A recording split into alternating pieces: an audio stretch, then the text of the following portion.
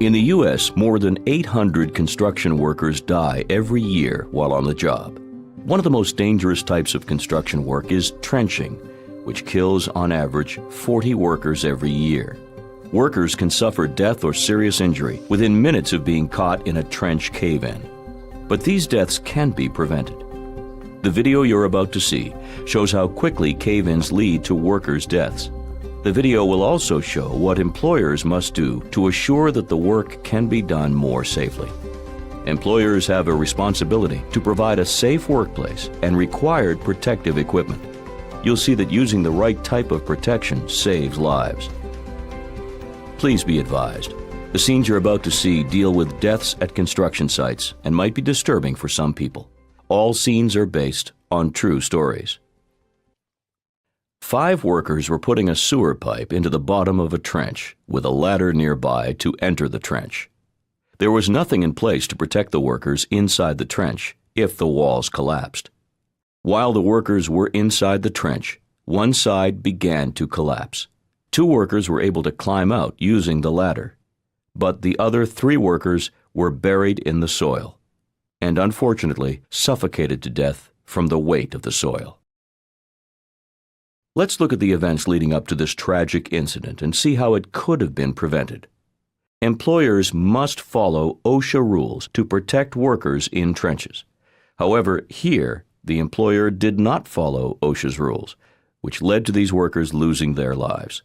Let's go over the main points of OSHA's rules for trenches to see how to keep workers safe. All trenches must follow OSHA's rules. 1 cubic yard of soil can weigh as much as a car, nearly 3,000 pounds. So unless the trench is cut entirely into stable rock, protection against cave-ins must be used for all trenches more than 5 feet deep, or for any trench that shows signs of cave-in. Before workers can do any work in a trench, a competent person must conduct an inspection to identify and remove any potential hazards. A competent person is someone who can recognize hazards in the area and who has authority to take quick actions to eliminate the hazard, which may include temporarily stopping the work. Inspections must be performed at the start of every shift, after a rainstorm, or whenever conditions change. The competent person must also test the soil in a trench. OSHA requires at least 1 test by looking at the soil and at least 1 test by hand. If a person knows the soil types, they can pick the right protective system to keep workers safe when they're in trenches. OSHA classifies soil in a trench as stable rock, Type A, Type B, or Type C soil. Stable rock is the safest soil for a trench. Type A is the next most stable, and then Type B. And finally, Type C soil is the least stable. It's important to remember that trenches can have different types of soil based on depth and climate conditions. The competent person can choose from different protective systems for a trench, based on the types of soil found. For all trenches deeper than 5 feet deep, or for any trench that shows signs of cave-in, OSHA requires sloping, benching, shoring, or shielding to protect workers from cave-ins. Let's review each of these systems and then see how each one could be applied to the cave-in incident shown earlier. We'll look at sloping first. Sloping protects workers by cutting back the sides of the trench so the sides slant away from the trench. OSHA's rules identify the degree of slope allowed for each of the different soil types. When trenches are less than 20 feet deep, these are the basic maximum allowable slopes for each soil type. Stable rock can be vertical walls, but cannot be undercut. For Type A soil, OSHA requires that the walls be sloped 9 inches out for every 1 foot of trench depth. For Type B soil, OSHA requires that the walls be sloped 1 foot out for every 1 foot of trench depth. For Type C soil, OSHA requires that the walls be sloped 18 inches out for every 1 foot of trench depth. It's important to note that this kind of sloping can only be used for trenches less than 20 feet deep. Any deeper, and the protection must be designed by a registered professional engineer.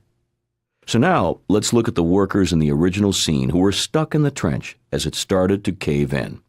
But this time, the soil has been classified as Type B.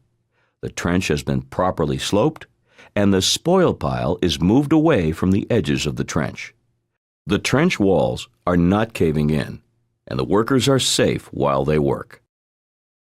Now let's review the shoring type of protective system for trench workers.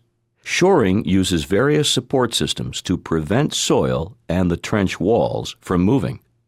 There are different kinds of shoring systems, but timber and aluminum hydraulic are the two basic types. Aluminum hydraulic cylinders are the most common type of shoring, and they are typically installed using spot bracing, plywood, or stacked methods. To install the shoring correctly, you must first determine the soil type. The type of soil and depth and width of the trench determine the maximum vertical and horizontal spacing used with the members of the shoring system. If we use our example of a 3-foot wide, 10-foot deep, 40-foot long trench in Type B soil, the shoring system being installed would need to include 12 strong aluminum vertical shores, with 6 on each side of the trench. These shores, also called rails, will be connected by hydraulic cylinders every 8 feet along the length of the trench. A hand pump pressurizes the hydraulic cylinders until they fit tightly within the rails. Now that the shoring is in place, let's look again at the workers in the trench at the beginning of the video. As before, the workers are laying a sewer pipe into the bottom of a trench. But now the shoring system prevents the trench walls from caving in and keeps the workers safe. Sloping and shoring are ways to protect the sides of the trench so they don't cave in. Now let's talk about shielding, which is a way to protect the workers when they're inside the trench. Shielding involves using trench boxes, also known as trench shields, or other supports to protect workers inside a trench from collapsing soil if a cave-in occurs. The competent person should pick a trench box that is right for the soil type and all other site conditions. A trench box has 2 large plates, which are held apart by 4 horizontal cross members. These plates, or shields, must be between the sides of the trench and the work area. The shields are strong enough to protect workers inside from a soil collapse. The shields can be 2 feet above the bottom of the trench as long as they can support the entire depth of the trench and there's no caving under or behind the shield. The top of the shield should extend at least 18 inches above the level of any materials that could cave into the trench. Trench boxes are typically used in open areas, but they can also be used with the sloping methods discussed earlier. So let's see how a trench box could have saved the workers that we saw at the beginning of the video. For our example, we'll assume that the workers are in a trench with Type C soil and no sloping, but working inside a trench box. This time, as the workers lay the sewer pipe into the bottom of the trench, they are protected from any possible cave-ins. This example shows the importance of employers following OSHA's excavation standards to ensure that workers are provided with a safe workplace. These types of construction deaths are preventable. The trench cave-in prevention measures shown here save workers' lives. Use these protections on the job. It could be the difference between life and death.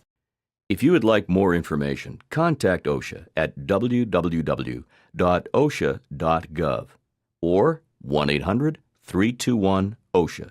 That's 1-800-321-6742.